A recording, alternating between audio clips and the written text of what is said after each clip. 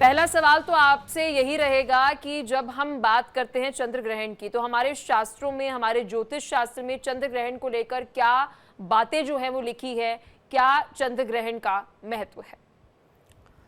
देखिए, हमारे यहाँ ज्योतिष के अनुसार और धार्मिक मान्यताओं के अनुसार चंद्र ग्रहण कहते हैं, जब समुद्र मंथन हुआ तो अमृत का कलश जब निकला था, तो अमृत के कलश को लेकर के जब धन्वंतरी भगवान प्रकट हुए तो दैत्यों ने उनके हाथों से छीन करके वो कलश लेकर के चले गए थे। जिस समय भगवान ने मोहिनी रूप बनाया और मोहिनी रूप बना करके देवताओं को अमृत पिला रहे थे, तो उन देवताओं के मध्य में, सूर्य और चंद्रमा के मध्य में स्वरभानु नाम का एक दैत्य था, जो इस स्थिति को समझ गया कि कहीं ना कहीं कुछ गलत हो रहा है। तो उसने देवताओं जैसा रूप रख करके सूर्य और चंद्रमा के बीच में बैठ गया और सूर्य चंद्रमा ने उसे पहचान करके भगवान को बता दिया, लेकिन अमृत पी गया था। तो अमृत के प्रभाव से भगवान ने जब उसका अपने चक्र से गला काट दिया तो दो भागों में परिणित हो गया। वही राहु और केतु के रूप में परिणित हुआ, जिसकी वजह से चंद्र ग्रहण और सूर्य ग्रहण हमारे यहाँ दिखाई पड़ता है। ये धार्मिक मान्यताओं के अनुसार कहा गया है। अब चंद्र ग्रहण और सूर्य ग्रहण का विशेष रूप से प्रभाव हमारे सौर मंडल पर, पृथ्वी पर, जगह जगह पर जहाँ जहाँ देखने को मिलता है वहाँ वहाँ उस हिसाब से तो ऐसा कहा जाता है, जो आप अभी पूरी कहानी हमें, कथा कह लिए, जो हमें बता रहे थे कि सूर्य को और चंद्र को, क्योंकि कहा जाता है इन दोनों ने शिकायत की थी, जानकारी दी थी कि वो देवता के रूप में आए हैं, तो फिर उसके बाद जब इस पूरी बात का निपटारा हुआ तो ये कहा गया था कि चंद्र को ग्रहण जो है वो राहु को लगेगा।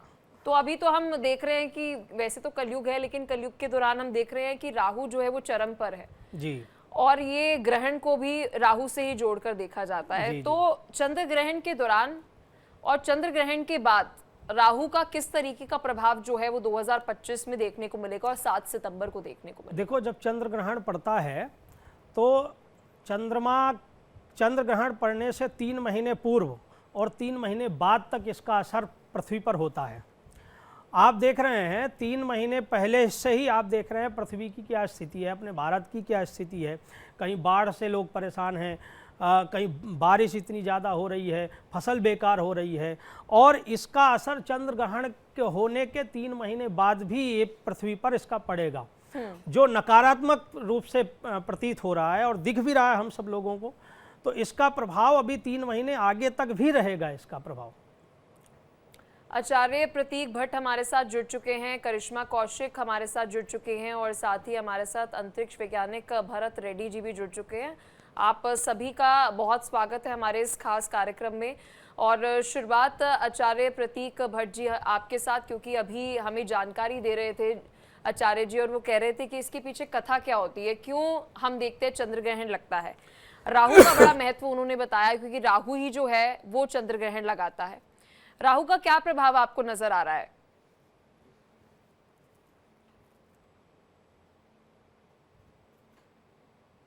सर आप म्यूट है, प्लीज अनम्यूट कीजिए। आचार्य जी अनम्यूट कीजिए प्रतीक जी।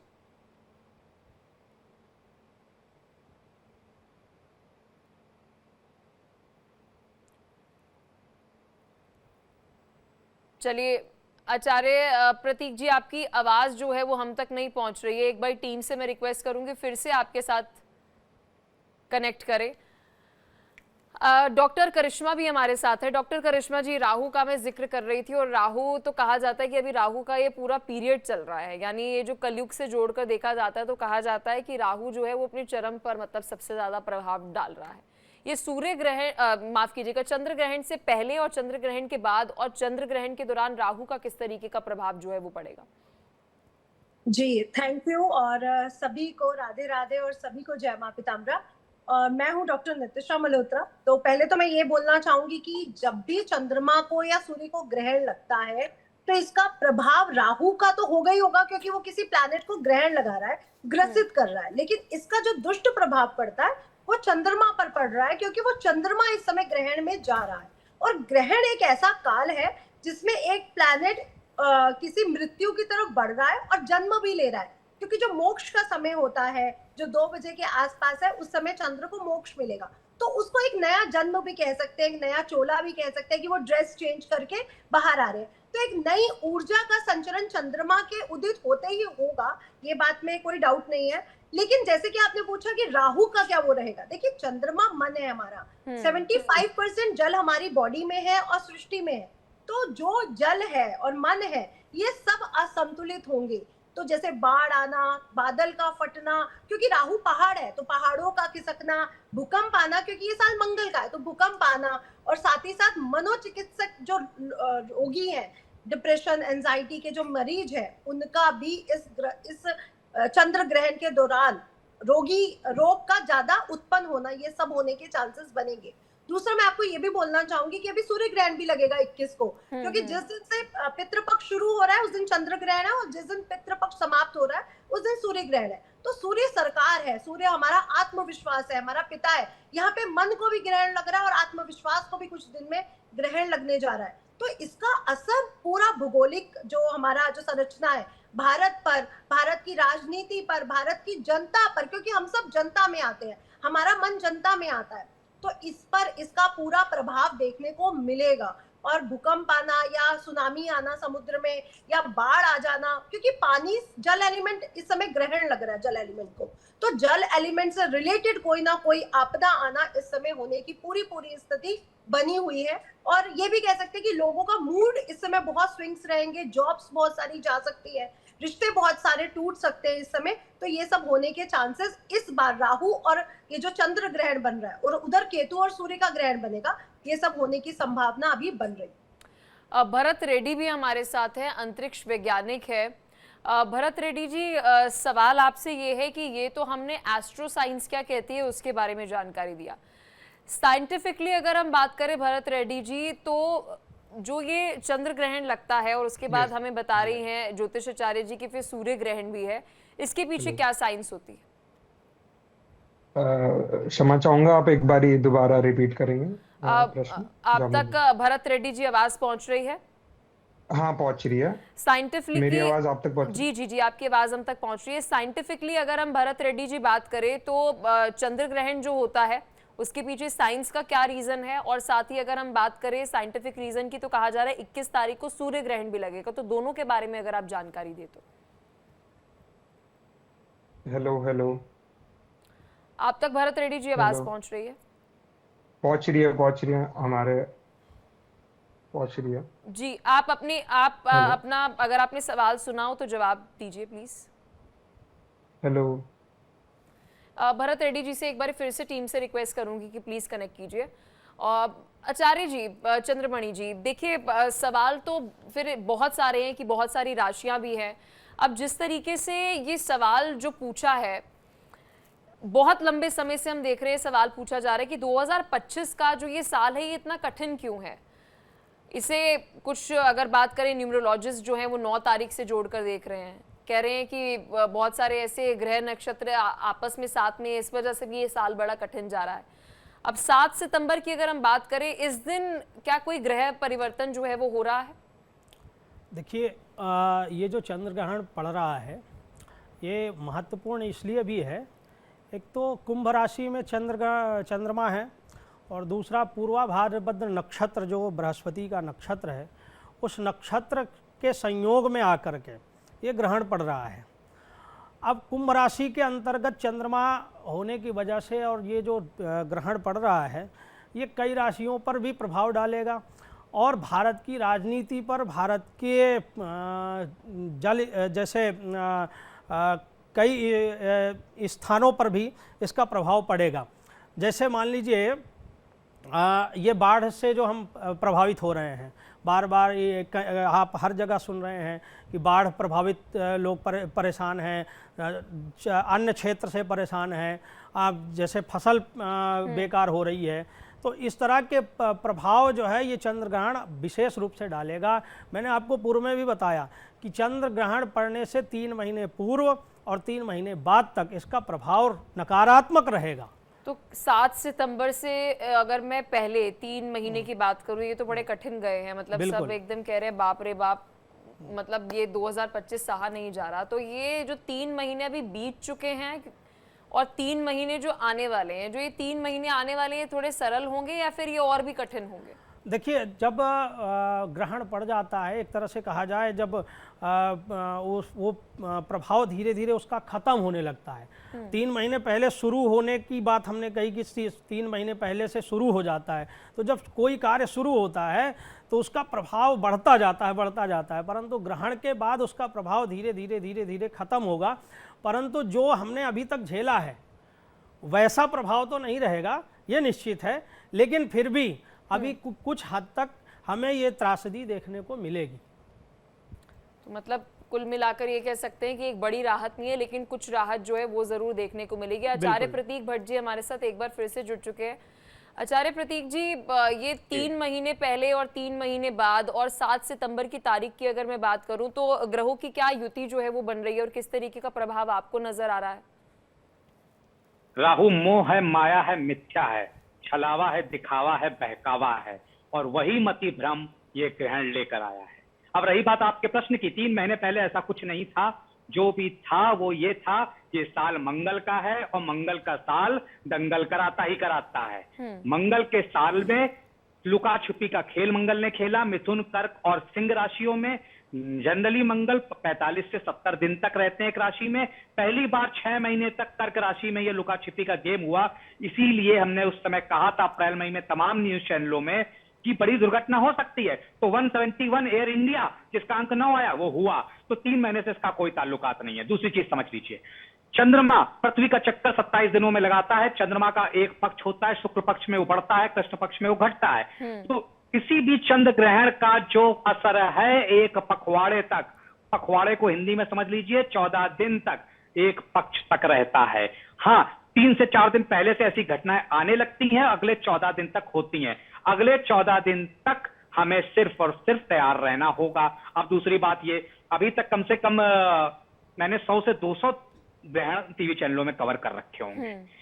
तो क्या जब भी जिस राशि में पड़ा, क्या वो राशि वाले लोग खत्म हो गए या उनके लिए सब कुछ खराब हो गया? ये भ्रम है, खगोलीय घटना है। उसको खगोलीय घटना और ज्योतिष को समझिए। वराहमिहिर ने पहली बार लिखा था और बहुत अच्छा लिखा था। उन्होंने कहा था कि हमारे और आपकी बॉडी में मैडम 75 से 80% पानी है। अब जब पानी का राशि का जो कारक है चंद्रमा, उस पर प्रभाव पड़ेगा तो आप और हम पर भी पड़ेगा। निश्चित तौर पर आप भी मानती है बात, तभी पूर्णिमा पे हाई टाइड होते हैं। तो इसी वजह से चंद्र ग्रहण पर मानव पर प्रभाव होता है। अब इसका साइंटिफिक रीजन समझ लीजिए, क्योंकि मैं कूप मंडूक ज्योतिषी में बिलीव नहीं करता हूं। आप इसका साइंटिफिक रीजन ये समझिए, होता क्या है, सूर्य और चंद्र के बीच ऐसे पृथ्वी आ जाती है। चंद्रमा का खुद का कोई प्रकाश नहीं है, उसको सारा प्रकाश सूर्य से मिलता है। जब पृथ्वी बीच में जब पृथ्वी बीच में आ गई तो उस पर प्रकाश नहीं है। प्रकाश नहीं है तो बैक्टीरिया उत्पन्न होते हैं, उसकी एनर्जी में दिक्कतें आती हैं।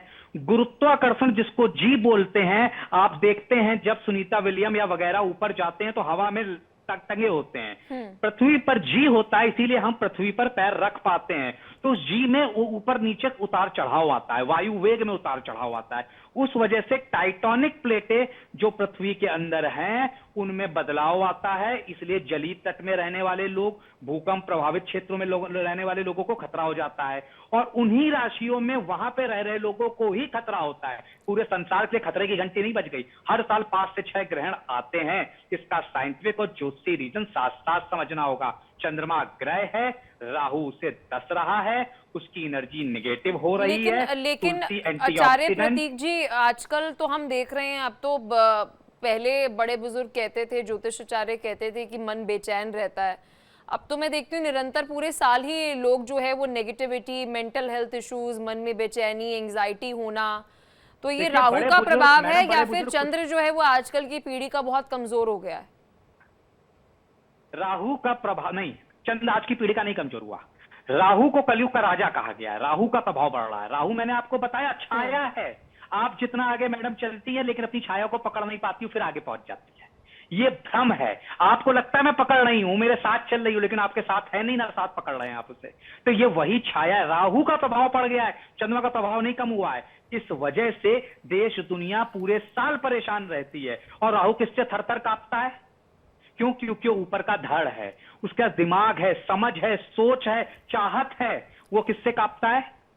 ध्यान से। क्योंकि ध्यान में आप मेडिटेशन होके एक जगह ध्यान केंद्रित करने लगते हैं। तो अगर कोई अच्छा विद्वान ज्योतिषी है वो हमेशा ये कहेगा राहु की समस्या, सबसे पहले मेडिटेशन शुरू करिए। अपने आप जहां ध्यान लगा लिया, सूर्य और बृहस्पति, कैसे नासा कह रहा है सूर्य कंटिन्यूअस ओम का उच्चारण कर रहे हैं, ध्यान वही तो है। तो आपने जहां वो कर लिया, राहत मिल जाएगी। अब आते हैं इस नक्षत्र पर। देखिए इस ग्रहण पर शुक्र, आज राहु के नक्षत्र शतभिषा में ग्रहण लग रहा है, निश्चित तौर पर खराब। उसके बाद पूर्व भाद्रपद में लगेगा, जब ग्रहण का पहला स्पर्श काल होगा 9:57 पर। वहां पे भी स्थिति गंभीर बनी हुई है, क्योंकि बृहस्पति अतिचारी है। सरल शब्दों में अपनी सामान्य अवस्था से तेज भाग रहे हैं। उसका मतलब क्या हुआ? इसका मतलब ये हुआ, जो प्लैनेट ऑफ स्टेबिलिटी है, प्लैनेट ऑफ व्यवस्था है, प्लैनेट ऑफ जीव कारक हैं, वही अनस्टेबल है। उनके नक्षत्र में जब ये ग्रहण हुआ तो डेडली कॉम्बिनेशन हुआ। इसीलिए हम कह रहे हैं हाँ 14 दिन तक ध्यान रखना होगा। लेकिन मैडम आपको ये बात समझना होगा कि ये 14 दिन उन जगहों पे जहां पे इस तरह की चीजें होती हैं, जो जलीय तट के किन राशियों को रहना है? सिंह राशि को सूर्य केतु चंद्र राहु के आमने सामने, कर्क राशि को, क्योंकि पूरा साल कर्क राशि को परेशानी रही है, कुंभ ऑलरेडी 7.5 से परेशान है। इन 3 राशि वाले जो तटीय इलाकों में रहते हैं, जो कहीं ना कहीं भूकंप प्रभावित क्षेत्रों में रहते हैं, उनको ध्यान देना है। बाकी लोग जीवन आराम से जिए। ठीक है भरत रेड्डी जी से थोड़ा आप साइंटिफिक रीजन जो है वो इस ग्रहण का जान लेते हैं। भरत जी, आशा करती हूँ अब आप तक मेरी आवाज पहुंच रही होगी। साइंटिफिकली अगर हम बात करें तो चंद्र ग्रहण जो है वो क्यों लगता है, और जो हमारी पृथ्वी होती है उस पर चंद्र ग्रहण का किस तरीके का प्रभाव जो है वो पड़ता है? धन्यवाद। ये देखिए, जब सूर्य धरती और चंद्रमा जब एक लाइन पे होते हैं, वो एक 180 डिग्री के एंगल पे होते हैं, राइट, तब ये ग्रहण पड़ता है। और जो शैडो होती है, अर्थ की शैडो, वो जब पूरी एक अम्ब्रेला, एक पॉइंट होता है डार्कर साइड, वहां पे जब उसकी पूरी शैडो पड़ती है, अर्थ की शैडो मून पे, तो ये हमें ये नज़ारा देखने को मिलता है। और प्रभाव की बात अगर हम बात करें तो प्रभाव बिल्कुल नहीं पड़ता है, और एक ये नेचुरल फेनोमेना है और ऑप्टिकल नज़ारा है। तो मतलब आप ये कह रहे हैं कि आप जो अलग अलग दूरबीन तो नहीं कहूंगी मैं, बट बहुत सारे हम देखते हैं कि टेलीस्कोप जो आजकल हैंडी आपके पास होते हैं, तो उससे आप देख सकते हैं चंद्र ग्रहण को। हाँ, देख सकते हैं आप। ठीक है। इस पर डॉक्टर नितिशा जी, एक सवाल मैं आपसे पूछना चाहूंगी। कहते हैं कि जिसके आंखें कमजोर हो तो उसकी कुंडली में या तो सूर्य देखना चाहिए या तो चंद्रमा देखना चाहिए। मतलब इन दोनों ग्रहों को आपकी आंखों से जोड़कर देखा है। और बहुत बार ये कहा जाता है, मतलब बचपन से तो हमारे दादा दादी जो हमारे बड़े बुजुर्ग हैं वो कहते थे कि जब भी ग्रहण लगे ना, चाहे वो चंद्र ग्रहण हो या फिर वो सूर्य ग्रहण हो, तो उसे नहीं देखना है, आंखों के लिए वो शुभ नहीं माना जाता है। एस्ट्रोलॉजिकली अगर हम बात करें तो इसके पीछे क्या कारण है? देखिए, ये तो आपने बहुत सही बात बोली है कि सूर्य और चंद्रमा हमारी राइट आई और लेफ्ट आई है। और वैसे भी सूर्य जो जाप है, सूर्य पूजा है, जो सूर्य नमस्कार है, वो पूरा प्रोसेस, या सूर्य को हम जब त्राटक करते हैं, सूर्य त्राटक, ये किस लिए किया जाता है? कि हमारी आंखें तेज हो, हमारी रोशनी तेज हो, और हम काफी अच्छी एज तक अपनी आंखों को स्वस्थ रख सके। साथ ही साथ हमारे शास्त्रों में एक नित्य क्रम प्रकाश पूजा में चक्षु स्त्रोत भी आता है, जो हमारी आंखों के लिए लिखा गया, और उसमें साफ क्लियर किया गया कि हमारी एक आंख चंद्रमा है और एक आंख सूर्य है। तो जब हम ग्रहण लगता है, अब ग्रहण एक ऐसी स्थिति है, एस्ट्रोलॉजिकली इसको अगर मैं बोलूं तो, अगर मैं ग्रंथों के हिसाब से बोलूं तो, एक ग्रह को एक ग्रह ग्रसित कर रहा है, मतलब अपनी छाया से पूरी तरह से ढक दे रहा है। और साइंटिफिकली भी यही हो रहा है कि वहां पे पूरा अंधेरा हुआ जा रहा है। तो ऐसी प्रोसेस को अगर आप देख रहे हो, या उस एनर्जी को अगर आप सर्व कर रहे हो, क्योंकि अगर आप खुले आकाश, वो ग्रह ऑलरेडी कमजोर है जब, राइट, तो अगर मेरा वो प्लैनेट कमजोर होगा तो उस पर इम्पैक्ट आएगा। इसीलिए मेडिटेशन और सबसे ज्यादा मंत्रों का जाप, कि आप मंत्र जाप करो। अगर आप चंद्रमा को ग्रहण लग रहा है और अगर आप चंद्रमा को बल दे दो, उसके मंत्र जाप कर दो, ओम चंद्राय नमः, ओम सोम सोमाय नमः, या मेडिटेशन के थ्रू अगर उनको आप स्ट्रॉन्ग कर सकते हो, तो उससे वो प्लैनेट स्ट्रॉन्ग होगा। जब वो प्लैनेट स्ट्रॉन्ग होगा तो वो अपना आशीर्वाद आपको देगा। क्योंकि जब मेरे साथ बुरा होगा और जो मेरे साथ खड़ा होगा, वो मेरी उसमें आ जाएगा कि ये मेरे साथ उस टाइम खड़ा था जब मेरे साथ प्रॉब्लम थी। अभी चंद्र को ग्रहण लग रहा है। अगर हम लॉजिकली ये सोचे तो जो मंत्र जाप कर रहे हैं, जो मेडिटेशन करके उनको एक एनर्जी दे रहे हैं, क्योंकि अगर प्लैनेट हमें एनर्जी देते तो हम भी तो प्लैनेट्स के साथ जुड़े हुए हैं, तो हम उन्हें मंत्रों की एनर्जी अगर देते हैं तो वो खुश हो जाते हैं, प्रसन्न हो जाते हैं और हमें बहुत सारा आशीर्वाद भी देते हैं। इसीलिए इसी एनर्जी से बचने के लिए कहा जाता था कि गर्भवती स्त्रियां बाहर ना निकले, सोए नहीं, ये काटे ना, वो काटे ना। और ये साइंटिफिकली भी देखा है मैंने, और इसको एस्ट्रोलॉजिकली भी देखा है कि ग्रहण के समय अगर मदर ने कई गलतियां की हैं तो वो बच्चे पर, मैंने ये बहुत बार देखा है कि बच्चे पर उसका असर पड़ता है। हाँ, बहुत असर पड़ता है। तो मैं यही कहूंगी कि ग्रहण एक ऐसी क्रिया हो रही है आकाश, मतलब इसे हम बहुत अगर जेनजी लैंग्वेज में इसका क्रक्स निकाले तो ये है कि उस वक्त उस प्लैनेट की एनर्जी अच्छी नहीं है तो आपको उसकी रिफ्लेक्शन या उसकी एनर्जी उस वक्त क्यों लेनी है। बहुत सिंपल, मतलब अगर हम आज की जनरेशन को समझाए तो। आचार्य चंद्रमणि जी, जो जिक्र अभी किया कि एक आपकी आंख सूर्य है, दूसरी आंख आपकी चंद्र है, और उस वक्त इन दोनों ग्रहों की एनर्जी जो है वो इतनी अच्छी नहीं है, तो इसलिए हमारे बड़े बुजुर्ग कहते थे कि आप आंखों से उन ग्रहों को उस समय मत देखिए। तो किस तरीके का प्रभाव जो है वो आपकी आंखों पर पड़ता है कि ये कारण बार बार दिया जाता है। गर्भवती महिलाओं का जिक्र किया नितिशा जी ने कि उस वक्त गर्भवती महिलाएं जो हैं उन्हें तो बिल्कुल भी वहां पर उस ग्रहण के दौरान नहीं होना चाहिए। इसके पीछे एस्ट्रो साइंस जो है, अगर मैं ज्योतिष शास्त्र की बात करूं, वो क्या कहता है? देखिए, अभी जैसे चर्चा हो रही थी, राहु और केतु जो है छाया ग्रह हैं, और राहु और केतु के द्वारा जो है ग्रहण योग बनता है। अब चंद्रमा का जब चंद्रमा जब ग्रहण में जा रहे हैं तो उस समय राहु से के द्वारा नेगेटिव एनर्जी के द्वारा ग्रसित है। तो जब वो उस समय जो प्रभाव, जो किरणें निकलती हैं, जो एनर्जी निकलती है, वो जो है बहुत ही नेगेटिव एनर्जी निकलती है, जिसकी वजह से गर्भवती महिलाएं, जिससे जब गर्भ में बच्चा हो तो उस समय बाहर नहीं निकलना चाहिए। जैसे आपने कभी कभी देखा होगा, कोई बच्चा एकदम सफ़ेद निकलता है, उसकी आंखें कमज़ोर हो जाती हैं, तो ग्रहण का कभी का हमारे यहाँ बुजुर्ग लोग कह देते थे ग्रहण के प्रभाव से बच्चा हुआ है, अर्थात ग्रहण का मारा हुआ है। तो जो ग्रहण की जो निगेटिविटी अगर गर्भ में उस समय पड़ गई। चंद्रमणि जी देखिए, क्योंकि हम बात कर रहे हैं अभी, शायद बहुत लोगों को अनकंफर्टेबल भी लगे, बट मुझे लगता है हमें अपने ज्योतिष शास्त्रों की जानकारी होनी चाहिए। संभोग को लेकर भी कई सारी बातें जो है वो कही जाती हैं। हम तो यहाँ पर गर्भवती की बात कर रहे हैं, इसकी और परे अगर हम जाएं तो उस दौरान अगर आप इस तरीके की क्रिया में भी हैं तो वो भी करने से बचना चाहिए। बिल्कुल बिल्कुल, इस समय ऐसी क्रियाओं से बचना चाहिए। यहाँ तक कि खाना खाने से बचना चाहिए, पीने से बचना चाहिए। और उस समय जितना हो सके, हमारे बुजुर्गों ने भी पहले कहा, और ज्योतिष शास्त्र के अनुसार भी जितना हो सके उस समय पूजा पाठ, मंत्रों का जाप करना चाहिए। मंत्रों के जाप से उस समय हमें कहते हैं, उस समय जो मंत्र जाप इत्यादि करते हैं वो अक्षय होता है, वो समाप्त नहीं होता, वो पुण्य पूरी तरह से हमें जो है पूरी तरह से मिलता है, उसका कोई क्षय नहीं होता है। इसलिए जब ग्रहण का योग हो तो उस समय मंत्र जाप, पूजा पाठ इत्यादि करना चाहिए। आचार्य इन सब क्रियाओं से बचना चाहिए। जो जिक्र आचार्य चंद्रमणि जी कर रहे हैं, अब जिस वक्त ये ग्रहण लगा है, या तो आप चंद्र का जाप कीजिए, या तो आप सूर्य का जाप कीजिए, या तो आप राहु का जाप कीजिए, या तो आप केतु का जाप कीजिए, और इससे भी सबसे अच्छा कि आप शिव का जाप कीजिए, जो कह सकते हैं इन सभी ग्रहों के प्रिय हैं। इष्ट का जाप कर सकते हैं। तो इस पर आप आचार्य प्रतीक जी क्या कहना चाहेंगे?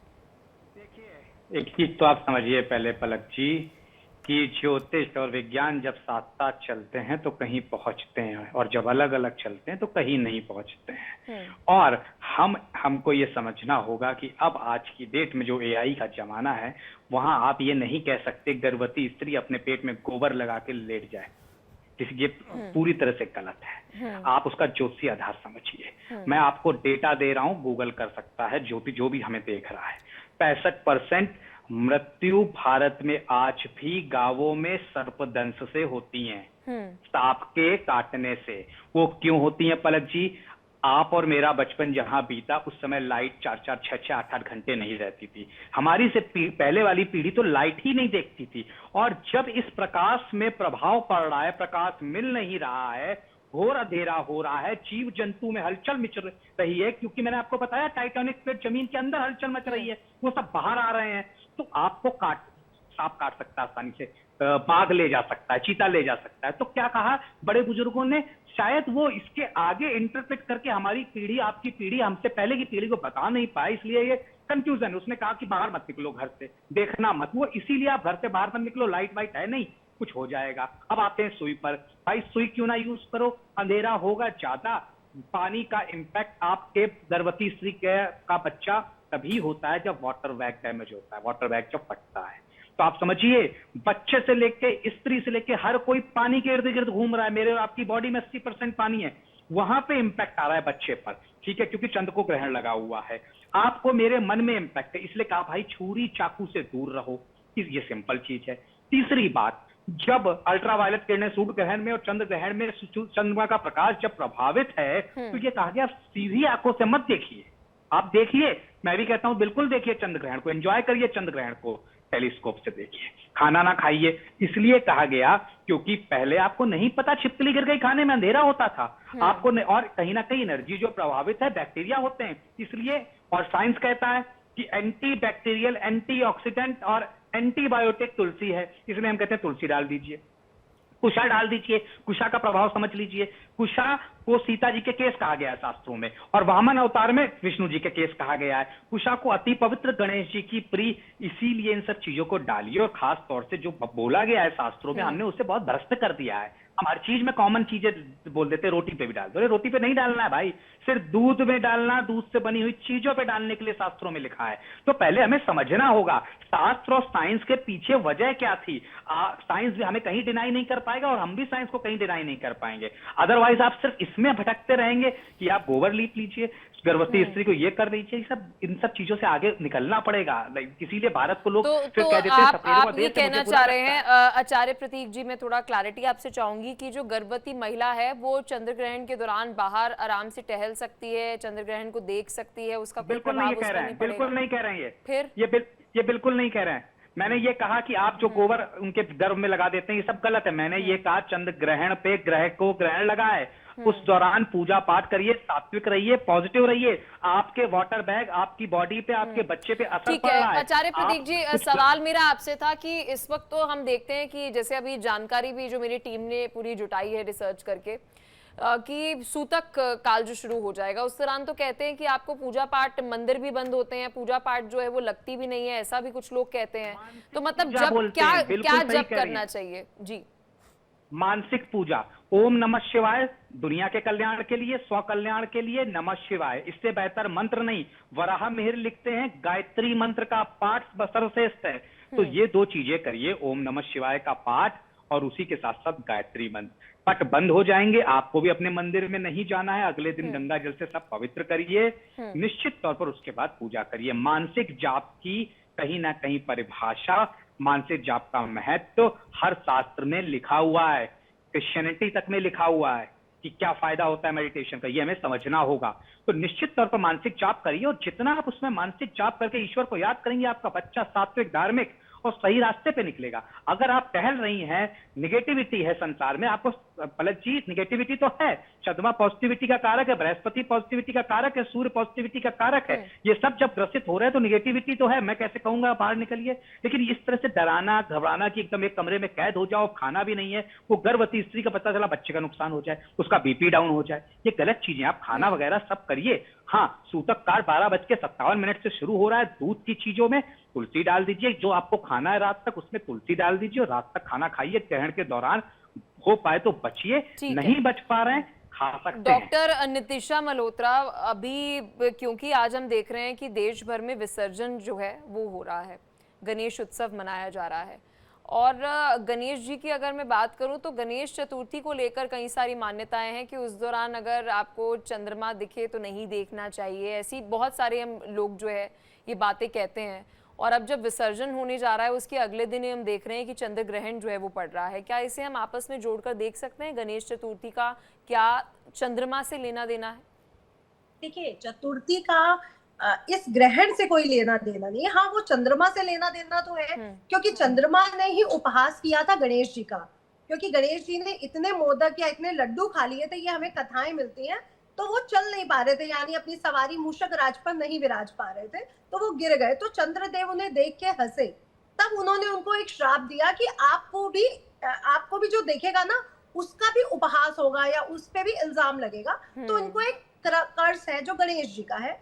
उसमें हमने देखा कि महाभारत समय में कृष्ण भगवान ने भी चौथ का चंद्रमा देख लिया तो उनपे भी एक इल्जाम लगा। तो मैं ये नहीं कहूंगी कि इसका चंद्रमा से कुछ लेना है। चंद्र ग्रहण से कोई संबंध है, बट मैं चंद्र ग्रहण के लिए जरूर कहना चाहूंगी कि चंद्र ग्रहण एक ऐसी प्रतिक्रिया है जो ज्योतिष शास्त्र में, अगर मैं प्रैक्टिकल कुंडलियां जो देख रही हूँ वहां पे मैंने बहुत असर देखा है। जब गर्भवती स्त्रियां बहुत सी गलतियां कर जाती हैं, वहां पे मैंने इस चीज को बहुत अच्छे से लॉजिकली उनसे बात करके उनकी डिलीवरी के बाद या बाद में भी जो गलतियां मना की जाती थी, और जो कहा जा रहा है कि आज का समय बदल चुका है, आज का समय निश्चित तौर पे बदल चुका है, लेकिन फिर भी वो जो ग्रहण लग रहा है उसकी जो ऊर्जा है वो किसी के लिए भी अच्छी नहीं है। तो जब वो हमारे लिए अच्छी नहीं है तो वो एक गर्भवती स्त्री, क्योंकि वो अपने और भी ज्यादा सेंसिटिव है उस समय, दूसरी एनर्जी को लेके बैठी, वो बहुत ज्यादा सेंसिटिव इंसान है उस समय। और आकाश मंडल में भी एक सेंसिटिविटी चल रही है और आपके अंदर भी चल रही है, तो आपके लिए तो ये सबसे ज्यादा सेंसिटिव टाइम हो जाता है। लेकिन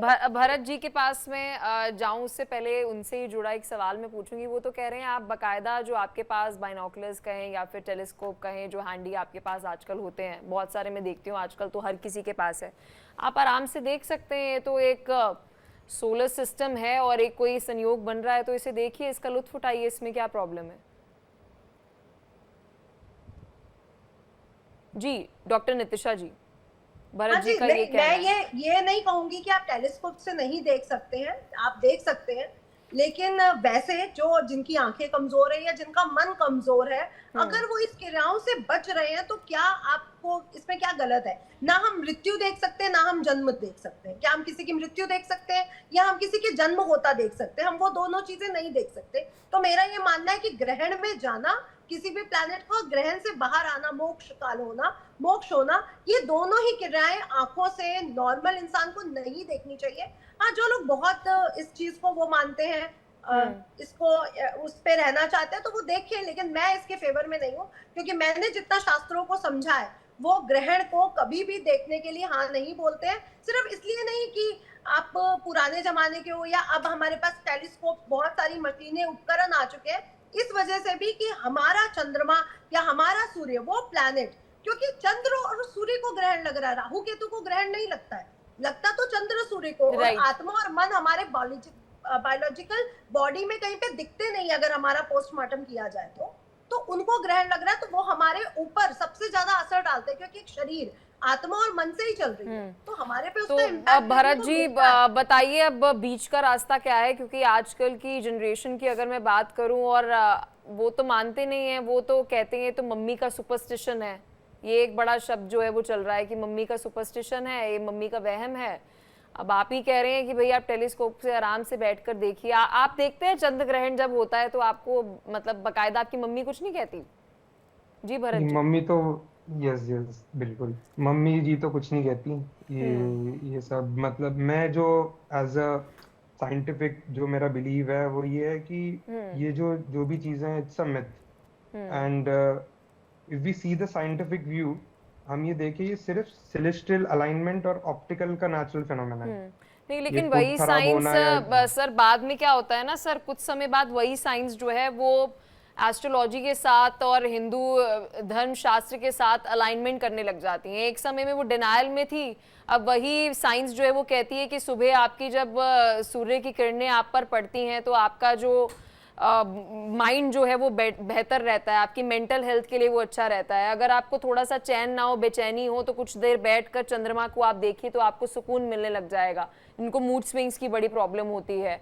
तो ये सब चीज़ें तो आप जितने भी साइकाइट्रिस्ट हैं, साइकोलॉजिस्ट हैं, वो ये सब स्टडीज़ के अंदर पा रहे हैं कि सूर्य को देखने से, चंद्रमा को देखने से आपके अंदर बेहतरी होती है। अब ग्रहण जब उस समय लग रखा है तो उसे कैसे देख सकते हैं? मतलब उस वक्त तो नेगेटिव एनर्जी है ना, वो अपने बेस्ट पोजीशन में नहीं है उस समय। ये हम कह नहीं सकते कि ये नेगेटिव है या पॉजिटिव है। इट्स फिर मैं वही बात दोहराना चाहूंगा, इट्स अ नेचुरल फिनोमेना। ये कहीं नहीं लिखा है इट्स अ बैड एनर्जी और अ गुड एनर्जी। और ये सिर्फ ढकने की वजह से, सिर्फ it's a reflection, it's a मतलब जो धरती है वो इट्स अ जब फिर मैं वही कॉन्सेप्ट आपको बताना चाहूंगा, जब धरती नहीं, लेकिन आप इस बात को मानते हैं कि आजकल साइकोलॉजिस्ट और साइकाइट्रिस्ट जो रीसेंट स्टडीज हैं उसमें ये पाते हैं कि सुबह सुबह जल्दी उठने से, सूर्य की किरणों के सामने रहने से, मेडिटेशन करने से आपकी प्रोडक्टिविटी बेहतर होती है, मेंटल हेल्थ आपकी अच्छी होती है। चंद्रमा को देखने से, मून की लाइट से आपकी जो प्रोडक्टिविटी है, आपकी मेंटल हेल्थ जो है वो बेहतर होती है। इसको आप डिनाई करेंगे? नहीं, इसको तो मैं डिनाई नहीं करूंगा कि जैसे कि आपने बताया मेडिटेशन, ये बहुत अच्छी चीज है, करनी चाहिए, सबको करनी चाहिए मेडिटेशन आज के जमाने में। और ये जैसे मतलब आपने बताया मूड स्विंग के बारे में, जैसे कि मतलब हम नहीं, लेकिन ये मतलब चंद्रमा मेडिटेशन को देखते तो हैं। भरत जी ये तो वेस्टर्न या फिर साइंटिफिक तो वो है ही नहीं, ये तो सारा हमारे आध्यात्मिक जो यात्रा है हमारे धर्मशास्त्र में है सब तो। धर्मशास्त्र में है ये, ठीक है, बट और मतलब ये तो मतलब अलग ही डोमेन हो गया जो आप बात कर रहे हैं। हम अभी नहीं सूर्य सर, ग्रहण, इट इज कनेक्टेड। चंद्रग्रहण के बारे में ये अब साइकाइट्रिस्ट और ये साइकोलॉजिस्ट बोल रहे हैं इस पर। आचार्य जी, आपसे मेरा सवाल रहेगा, आचार्य चंद्रमणि जी, क्योंकि लंबे समय से ये बात जो है हमारे ज्योतिष शास्त्र, हमारे जो धर्मशास्त्र है, हिंदू धर्म कहता था कि आप सुबह सुबह जल्दी उठिए, मेडिटेशन कीजिए। जब हम कहते हैं एक वो 3 बजे से लेकर सुबह 6 बजे का समय होता है, ब्रह्म मुहूर्त उसे कहते हैं, उस दौरान आपको पूजा पाठ और मेडिटेशन करनी चाहिए, सूर्य की किरणें आप पर पड़नी चाहिए, और जैसे ही सायंकाल हो यानी कि संध्या का समय खत्म हुआ, अपना खाना वाना खा के आपको सो जाना चाहिए। ये आपकी बेस्ट लाइफस्टाइल होती है। बिल्कुल। ये लंबे समय से हमारे धर्मशास्त्र में ये बात जो है वो लिखी हुई है। अब ये वेस्टर्न अडॉप्टेशन, ये साइंटिफिक रिसर्च कि हाँ ये आपका स्केड्यूल होता है, ये आपका बेस्ट होता है, तो ये तो साइंस भी कह रही है ना कि आप चंद्रमा को देखिए, आप सूर्य को देखिए, इससे आपकी मेंटल हेल्थ बेटर होगी, आपकी प्रोडक्टिविटी बेहतर होगी, और उस वक्त तो चंद्रमा और सूर्य जो है वो अपनी बेस्ट पोजीशन में है नहीं। देखिए, शास्त्रोक्त या ज्योतिष के अनुसार या विज्ञान के अनुसार कहा जाए, सूर्य चंद्रमा को बिल्कुल देखने के लिए कोई मना नहीं किया जाता है, परंतु एक सूत्र है, विषम यथा गवाम पयाः, अर्थात जैसे अमृत है, अमृत पीने से तो वो हमें पुष्ट करेगा, परंतु उसी अमृत के साथ अगर हम विष मिला दें तो वो क्या पुष्ट करेगा? वो अमृत तो विष के तुल्य हो जाएगा, वो मारक हो जाएगा। उसी प्रकार चंद्रमा और सूर्य की किरणें हमें लाभ देती हैं, परंतु इसके साथ विष क्या मिला हुआ है? राहु और केतु, इनकी निगेटिविटी इनके साथ मिली हुई है, इसलिए उसके सामने जाने से हम रोकते हैं। हमारे पूर्वज भी कहते थे, और उसका ये कारण नहीं है कि लाइट नहीं है और ये नहीं है वो नहीं है, इसका ये अब उसका कुछ भी आप वो निकालो, परंतु शास्त्रोक्त जो कहा गया। 7 नंबर का क्या मतलब? 7 नंबर भी केतु से जोड़ा जाता है? हाँ, वो 7 नंबर केतु से जोड़ा जाता है, परंतु उसका इस पे कोई प्रभाव नहीं है, ये ग्रहण से इससे कोई लेना देना नहीं है। परंतु जहाँ जो आपका प्रश्न है कि जो है सूर्य के और चंद्रमा के सामने जाना चाहिए, सूर्य की किरणें, देखो आयुर्वेद कहता है सुबह सुबह की जो किरणें होती हैं वो जब आपके आँखों पर पड़ती है, जैसे आपकी आप बैटरी चार्ज करते हैं ना, तो आँखों की भी बैटरी उसी प्रकार चार्ज होती है जब आप सूर्य भगवान को कहते हैं जल दो। साइंस ही कहता है ना कि भाई आप अगर सुबह 9 बजे 10 बजे तक कहा जाता है, पहले तो ये टाइम थोड़ा ज्यादा था, अब तो रेडिएशन ज्यादा हो गई है, तो 9 बजे तक अगर आपकी सूर्य की किरणें आपकी बॉडी पर पड़ती है तो आपको विटामिन डी की कमी नहीं होती। बिल्कुल बिल्कुल। अब ये मैं तो नहीं कह रही हूँ, ये तो ये डॉक्टर्स हम जाते हैं वो हमें प्रिस्क्राइब करते हैं, अभी कोई गूगल भी कर लेगा, इसमें कोई रॉकेट साइंस नहीं है, कहेंगे कि आपको विटामिन डी की कमी जो है वो दूरी होती है। बिल्कुल बिल्कुल। तो ये तो लंबे समय से कहा जा रहा है ना कि सूर्य हमारा पिता है और उसकी किरणों से जो है वो बेहतरी हमारी है। बिल्कुल, देखिए ये आयुर्वेद भी कहता है, ये डॉक्टर ही नहीं कह रहे हैं, ये आयुर्वेद भी कहता है। आयुर्वेद हमारा बहुत आज हजारों वर्ष पूर्व से पहले से कहते चले आ रहे हैं, ऋषि मुनि कहते हैं। देखिए हमारे यहाँ कोई भी चीज़ें धर्म से जुड़ी है ना, तो उसे समझने की ज़रूरत है। जैसे एक उदाहरण के तौर पे मैं आपको बताऊं, जैसे कहा गया पीपल में लोग कह देते थे पहले कि इसमें भूत है और इसमें ये है और ये है, ये इत्यादि बता देते थे, इसमें पितरों का वास है। क्यों कहते थे? ऋषि मुनियों ने ये समझा और उसको जाना। पीपल एक ऐसा वृक्ष है जो 24 घंटे ऑक्सीजन देने वाला वृक्ष है, परंतु उसकी लकड़ी से कोई फ़ायदा नहीं, उसके फल से कोई फ़ायदा नहीं। अगर इस बात को गांव के लोग जो जानकार नहीं है, जो पढ़े लिखे नहीं हैं, वो इसको अगर बताया जाए कि भाई इससे 24 घंटे ऑक्सीजन मिलता है, तो वो उसको क्या समझेंगे। परंतु उनको जब हमने बताया कि इसमें पितरों का वास है, इसमें जो है भूत रहता है और ये रहता है, इसमें शनि का वास है, जल चढ़ाया करो, तो जल चढ़ाने के बहाने कुछ मिनट के लिए वो पीपल के नीचे जाएगा, उसे ऑक्सीजन मिलेगी। और दूसरा कारण क्या था कि जो है जब गांव वालों के देखे आप, उनके घर के सामने पीपल हो जाता है ना, तो वो पीपल को काटते नहीं हैं, घर अपना छोड़ देंगे लेकिन पीपल नहीं काटेंगे। लेकिन अगर वहीं उनको अगर ये पता ना होता, ये ना होता कि इसमें शनि का वास है, इसमें ये है, केवल ये पता होता कि नहीं 24 घंटे ऑक्सीजन देने वाला वृक्ष है, तो कोई नहीं उसे रोकता, उसे काट करके फेंक देता। तो पीपल को इसीलिए ऋषि मुनियों ने धर्म से जोड़ा कि ताकि इसमें जो है बताएंगे कि पितरों का वास है, शनि का वास है, तो धर्म की वजह से उस पीपल के वृक्ष की रक्षा हो सकती है।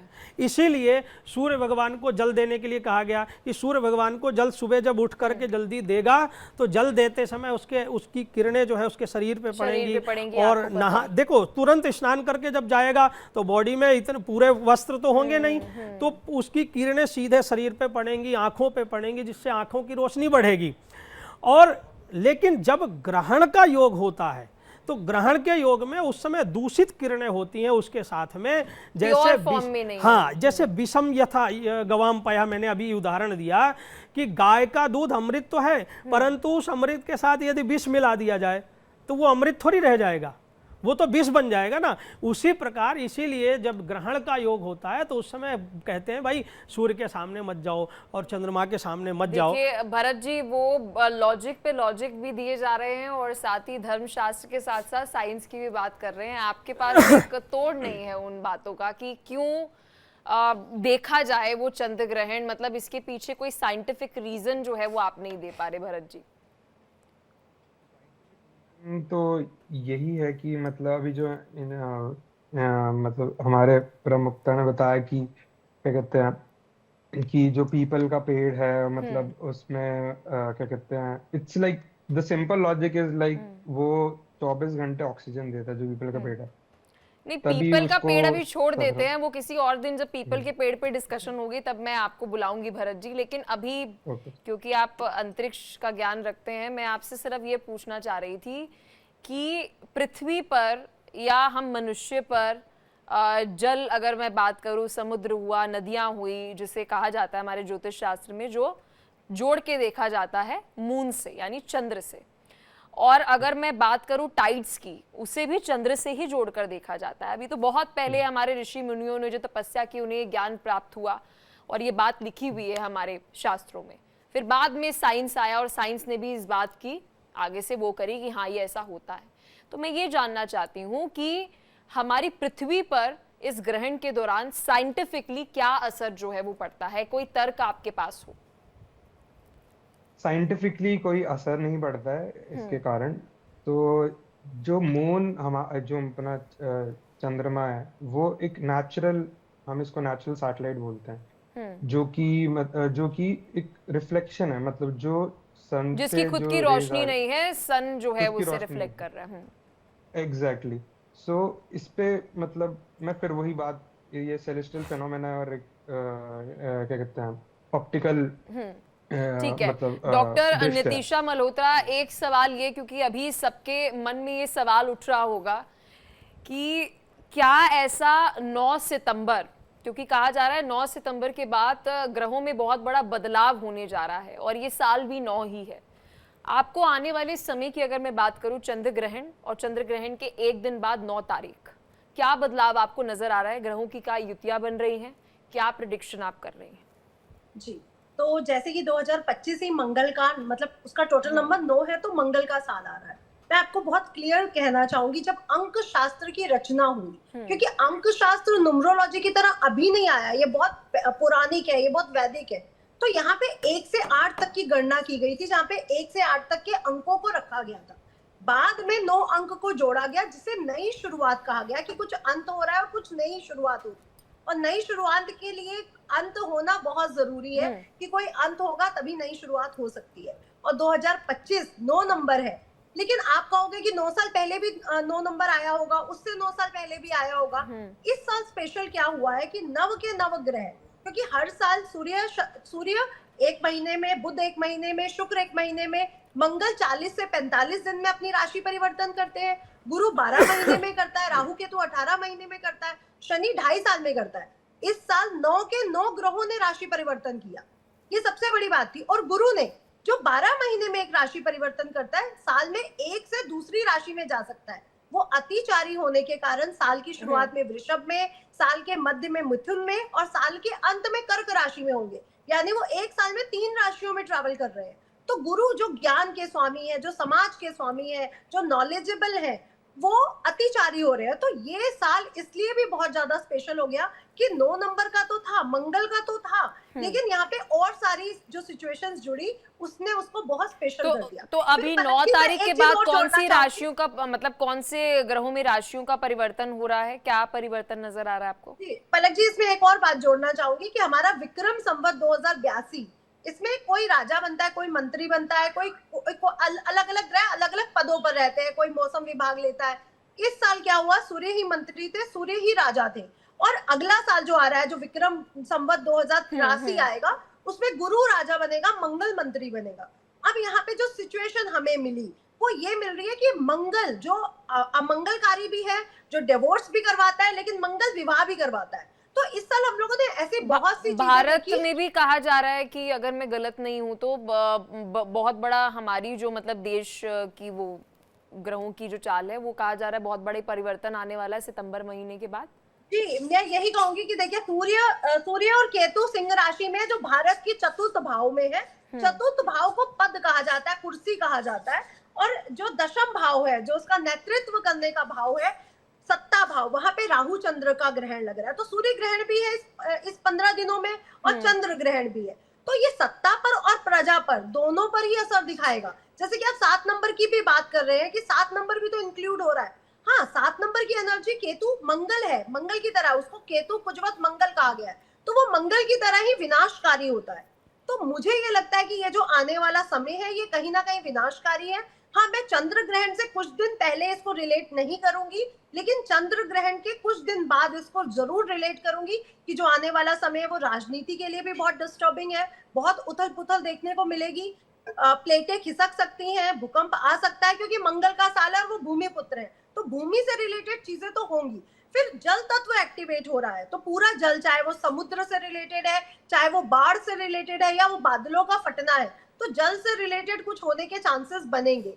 साथ ही साथ सूर्य ग्रहण आ जाएगा, जो 21 सितंबर को पड़ रहा है। भारत में देखने को तो नहीं मिलेगा, लेकिन आकाश मंडल में कोई परिस्थिति होगी तो वो हमारे जनजीवन पर प्रभाव डालेगी। तो हमारी राजनीति, हमारा आत्मविश्वास, ये सब पे इम्पैक्ट पड़ेगा। तो मैं ये देख रही हूँ, ये जो ग्रहण है, वैसे तो आपने कहा है कि अगर कोई भी ग्रहों की स्थिति पड़ेगी तो हर एक देश पर, हर एक शख्स पर, हर एक व्यक्ति पर, हर एक कण पर उसका जो असर है वो जरूर पड़ता है। लेकिन यहाँ पर अभी एक मैप हम दिखा रहे हैं, प्रतीकात्मक है ये वैसे तो, लेकिन यहाँ पर अमेरिका पर भी कहा जा रहा है कि ये चंद्र ग्रहण जो है वो देखने को मिलेगा। और आजकल बड़ा तंग किया हुआ है अमेरिका ने, मतलब देखिए, तो क्या आपको प्रेडिक्शंस नजर आ रही है चंद्र ग्रहण के बाद अमेरिका के साथ रिश्ते जो हैं वो बेहतर नजर आ रहे हैं 9 सितंबर या 7 सितंबर? और मतलब किस तरीके की स्थितियां आपको नजर आ रही है भारत और अमेरिका के रिश्तों की अगर बात करें? देखिए पलक जी, मैंने अमेरिका की कुंडली को बहुत अच्छे से देखा है, इनफैक्ट ट्रम्प जी की कुंडली भी देखी है। तो उनकी कुंडली में कुछ खास अब बचा नहीं है, जितना भी राजयोग था दोनों के पास वो खत्म हो चुका है। तो अब वो समय है जो वो डाउनफॉल की तरफ बढ़ रहा है, अमेरिका भी और ट्रम्प भी। और ट्रम्प का जो बर्थ चार्ट है वो एक इस समय ऐसी स्थितियों पर है कि प्रजा उसके खिलाफ आ जाए, क्योंकि आप जानते हैं कि अमेरिका में इलेक्शन बहुत आसान नहीं होते कि जल्दी से सत्ता को चेंज कर दिया जाए। लेकिन उनके बर्थ चार्ट में इस समय जो परेशानियां बनी हुई है, प्रजा बाहर आएगी और उनके खिलाफ आंदोलन करेगी। और ये भारत में भी होने का चांस बन रहा है, क्योंकि 4th हाउस प्रजा है भारत का। तो प्रजा भी कहीं ना कहीं सत्ता के खिलाफ कुछ ना कुछ आंदोलन करेगी। जो मुझे लगता है ये आंदोलन, देखिए अभी कुछ समय पहले हमने नीले ड्रम वाला केस देखा, फिर हम लोगों ने ग्रेटर नोएडा में एक औरत को जला देने वाला केस देखा। जो बहुत अजीब था, क्योंकि हमारे मम्मी के टाइम पे ऐसे केसेस आते थे कि किसी को जला दिया, किसी को मार दिया। अब ऐसे केसेस हम लोग नहीं सुनते। हम बीच में 2025 खत्म हो गए थे। जहाँ पे दहेज के लिए औरतों को जलाया जा रहा है। अब हमें ऐसे केसेस के ऊपर अच्छे अच्छे प्राविधान की जरूरत है, चाहे एजुकेशन है, चाहे वो स्त्रियों के लिए बनाने वाले प्राविधान है या पुरुषों के लिए बनाने वाले। इन पे चेंजेस के लिए मुझे लगता है कि प्रजा बाहर आएगी और सत्ता भी हिलेगी। अभी आप देख रही हैं पलक जी, बिहार इलेक्शन भी आ रहे हैं, नवंबर में कम से कम वो बिहार इलेक्शन आ जाएंगे। तो यहाँ पे दो दो ग्रहण का पड़ना और गुरु का अतिचारी होना। दूसरा, शनि और गुरु दोनों ही अगर आप बहुत ध्यान से देखें तो एक वक्री होता है, एक मार्गी होता है। ठीक है। एक मार्गी हो जाता है, एक वक्री हो जाता है, रेट्रो। और वो जो मार्गी की स्थिति बनी है न्याय के स्वामी में और ज्ञान के स्वामी में, तो मुझे लगता है कि न्याय और ज्ञान दोनों ही इस समय विस्तार करने वाला है।